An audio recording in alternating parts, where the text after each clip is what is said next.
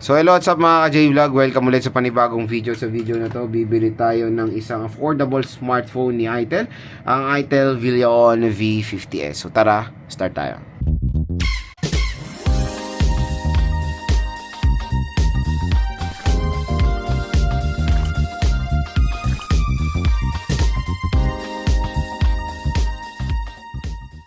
So yun mga idol, panibagong unboxing na naman. So panibagong ano naman tayo, pagbili tayo ng smartphone sa online. So ang bibili natin ngayon is the Itel Villion V50s. So dito yan, punta tayo sa official store ni Itel. Ito mga idol, yung bagong labas sa smartphone ni Itel, ang Itel Villion V50s. Around ano lang siya, 3 to 4,000 pesos.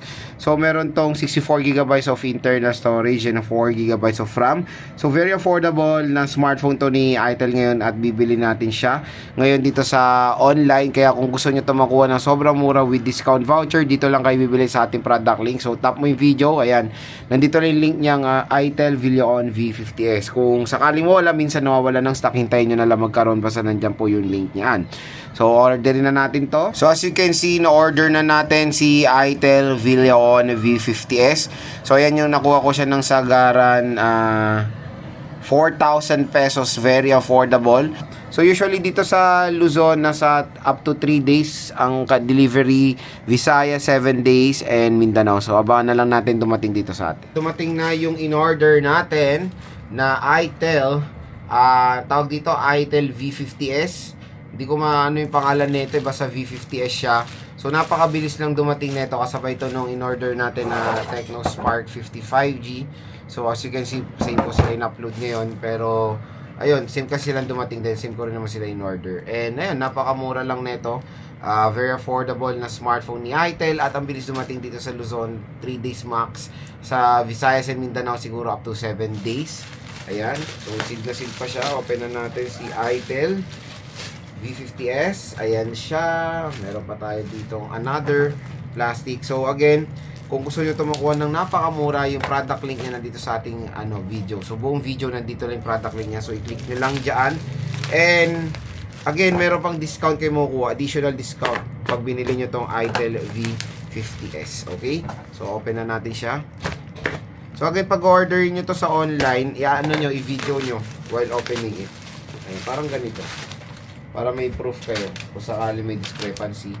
So ayan siya, Itel mabasa, Villion. So Itel Villion V50s. This 4GB, 64GB of internal storage. So ito yung official receipt nila. This will serve as your warranty document pala. Please keep this receipt.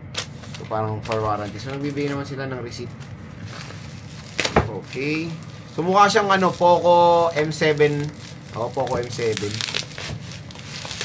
Bago lang 'to eh. Ayan, Itel Villion. Ayan, V50s. Okay, so open na natin siya. And bagong-bago na itsura rin ng box sa mga Itel smartphones. So 64GB, ito na naman, mapaparin lang na naman na RAM na yan. So ayan lang talaga yung RAM niya, napakaliit. Kahit na sinasabi na ito ako sa comment, sinasabi naman nila yung breakdown. In the first place, hindi mo dapat kailangan sabihin eh. Kailangan mong sabihin yung mismong RAM niyan, yung 4GB of RAM. Kasi syempre, nakikita ko rin sa marketplace, akala ng mga ibang consumer, lalo na yung mga hindi familiar sa specs sabihin nila, akala nila 8GB of RAM ang cellphone nila. Hindi eh, 4GB lang RAM yan. Kaya nagiging misleading yan sa mga ibang sa mga ibang consumers natin na hindi naman ganoon ka-familiar sa mga RAM, di ba? So 4G, 6.52 dynamic bar, and 4,000 mAh battery capacity, medyo maliit. Okay, so very affordable lang to, nasa 3 to 4,000 pesos naman yung range niya. And ang napili nating color is yung bright silver. Ayan, open na natin siya. Bagong lineup ng Itel Villion. Ito siya, bright silver. Ay, ang ganda naman ng design mga idol. Mukha nga siyang Poco M7. And ang gaan na. Magana yung mga 4,000 mAh. So alisin nyo to. Hindi naman kailangan sa warranty yan. Ayan. So parang ito na yung bagong affordable smartphone ngayon ni Itel Villion. Ang ganda.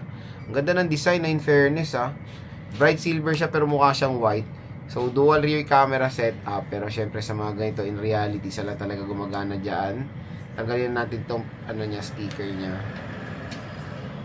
Ayan. So, meron siyang pre-installed na screen protector out of the box. Polycarbonate back. Very sleek yung design nitong Villaon V50S. Dito sa right side, nandito ang ating power button and yung volume rocker. Sa taas is a 3.5mm headphone jack. Sa left side is yung SIM tray. So, 4,000 mAh battery ito, pero ang taba nitong smartphone na ito. Mataba na, magaan siya. Sana ganun, no? So, meron tayo dito microphone, Type-C port, at speaker grills.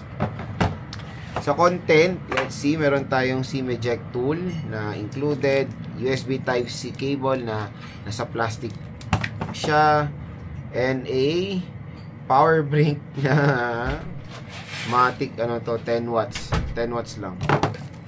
Tapos, meron tayo ditong jelly case, si Marin jelly case. So, yung ganitong design na ganito, huwag kayo malilila. Akala nyo siguro may MagSafe to. Hindi. Design lang siya. Okay. So, maganda yung transparent si Marin jelly case para, alam mo yun, hindi siya madaling manilaw. Ang ganda naman, in fairness, di ba? So, Villaon itel V50S. Ayan. So, ito na mga idol. Kung interested kayo makuha to ng sobrang mura, yan, dito lang kayo bibili sa ating product link. So, tap mo yung video, view products, mura at bagsak presyo nyo lang makuha itong itel Villaon V50S. Abangan nyo lang po yung ating unboxing, game test, and full review natin dito sa smartphone na to.